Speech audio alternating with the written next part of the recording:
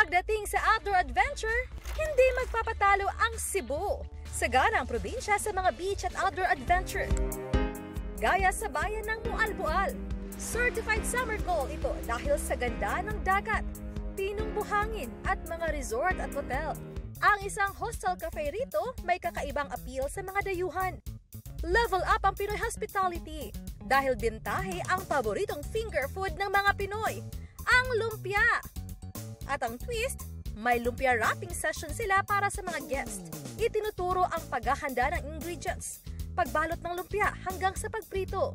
Recipe raw ito ng hostel cafe para makapag-band ang mga guest at malasap din nila ang mayamang kultura ng mga Pinoy. Pinapakita kasi namin dito sa hostel ano yung culture ng Filipino talaga.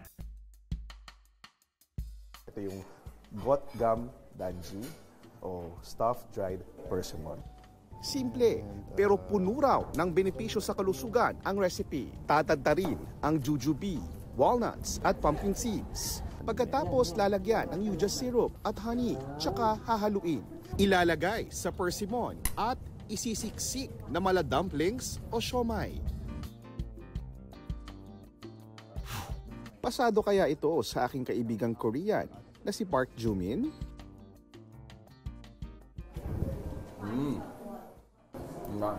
Nice, really? Kung gabi ang food trip, favorite picnic spot ng Koreans ang tabi ng Han River. Perfect sa lamig ang paboritong noodles sa K-drama, ang jjajangmyeon. Pwede ring mag-hot ramyun noodles habang nanonood ng Rainbow Fountain Show sa Banpo Bridge. Ang matinding init na idinaraing ng marami, biyaya para sa iba. Singtindi ng sikat ng araw ngayon ang daing business ni na Javel at Geraldine. Dahil po hindi po binilad po namin yan, masisira po yan. Tuyo talaga po yung para hindi magkaamoy yung tuyo. Ang mga isdang pinatuyo, titimbangin, irerepak at ibebenta ng 50 to 100 pesos kada tumpok.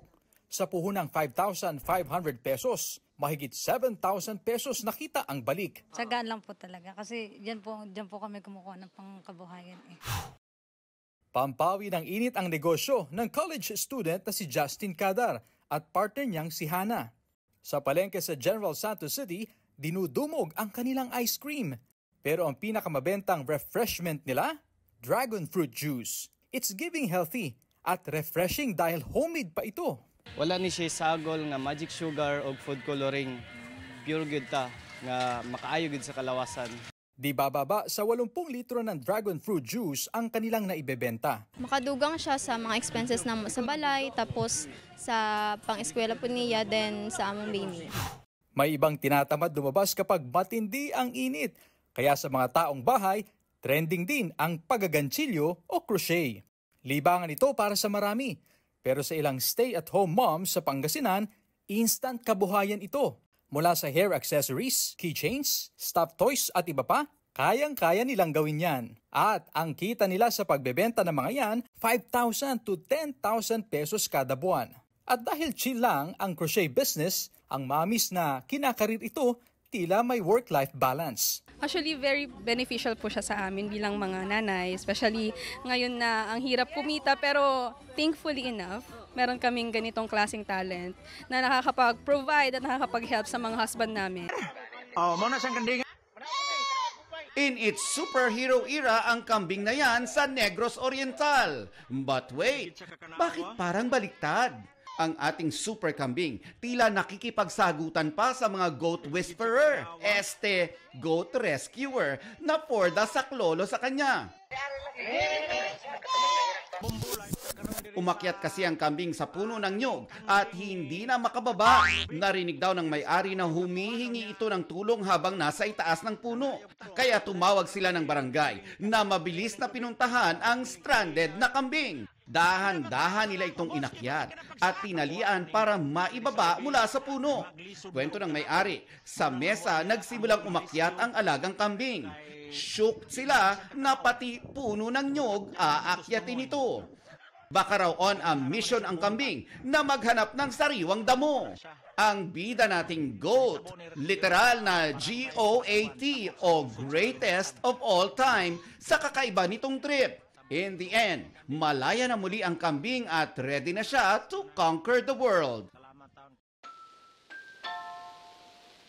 Ano ang mga namana mo sa iyong ina?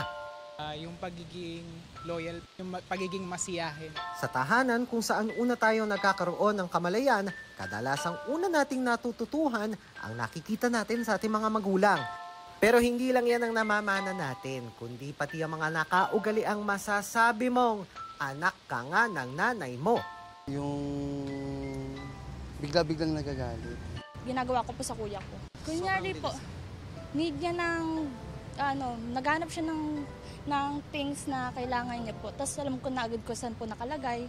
Sabi nga ng ilang netizen, namana nila ang pagiging quote-unquote Armalite ng kanilang mga nanay. Yung iba naman daw ang pagiging madiskarte. Si Erica, ang paraan daw ng panenermo ng kanyang ina ang namana. Sabi ng mga kapatid ko, parang si mama, naaalala ko siya and then na-realize ko na tama naman pala yung mga sinasabi niya sa amin dati. Ayon sa life coach na si Nathaniel Chua, bukod sa lukso ng dugo, ilan sa pwedeng magpaliwanag sa fenomeno na ito ang likas na kagustuhan nating mga tao bilang social creatures na mapabilang o mabilong. Mga rules, no, about kung paano mabuhay, kung paano kumilos. Lahat tayo gusto natin magbilong. Social animal tayo, so kailangan natin na meron tayong grupo. You learn that from an elder. May ibang kaugalian din na nagsisilbing magandang alaala o palatandaan ng dapat o hindi dapat gawin, na syempre ang unang nagturo ang ating mga ina. Pag nai-stress sila, hindi sila umiiyak, hindi sila natatakot. We tend to copy each other. Pero kahit ano pa mang namana o nagaya natin kina nanay, mami, mama o mamshi, ang mahalaga, nagagamit natin ang mga bagay na ito para magtagumpay sa buhay. Kaya para sa lahat ng ina, tita, lola o nagsisilbing mother figure ninyo, Happy Mother's Day!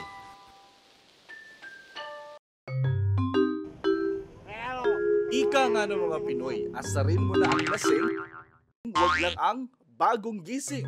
Kaya ayan, for the Mactol, ang fur baby ng Coronadal na si Brownie. Morning. Aakalain mong nag-overnight duty siya dahil ayaw pang bumangon. Sweet naman ang fur dad na si Hens habang siya'y ginigising. Sinulit talaga ni Brownie ang kanyang day off ngayong weekend at Gina G na nagpagulong-gulong sa higaan at nagpapulupot pa sa kumot. Happy ending naman para sa kanya dahil ang extended sleepcation niya with matching hele pa from Fur Dad. Kwento ni Hens, malambing na aso si Brownie at gusto niya lagi ng may katabi sa pagtulog. Kapag naman daw may pasok, sinasabayan pa siya nitong bumangon. Instant obstacle course naman ang ganap ng mga Persian cutings na nagpapahinga sa hagdan. Napasabak tuloy sa ninja moves ang kanilang fur dad. Iilid lang ako mga boss ha. Ito to, ang hirap po ba? Literal na show them who's the boss dahil ang fur dad ang nag-adjust para sa kanila. Ayon sa kanilang fur mom na si Niña Lianeta, nasa 14 na Persian cats ang inaalagaan nila. Ay, salamat. Tapos din.